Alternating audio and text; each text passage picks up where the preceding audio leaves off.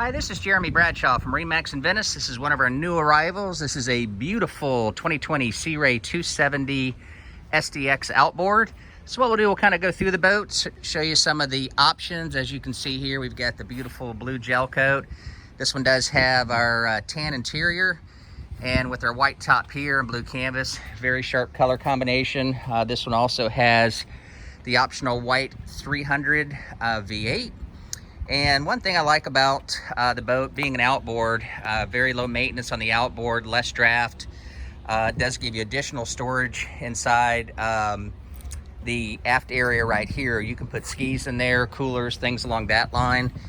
This one also has your optional tweed cockpit carpeting, U-shaped seating all the way around, comes standard with your dual batteries.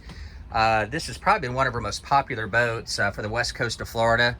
Gives you a lot of room, as you can see here, fully enclosed head right here with dockside discharge. They've squared off the bow of the boat, gives you quite a bit more room up here and lots of storage all the way around.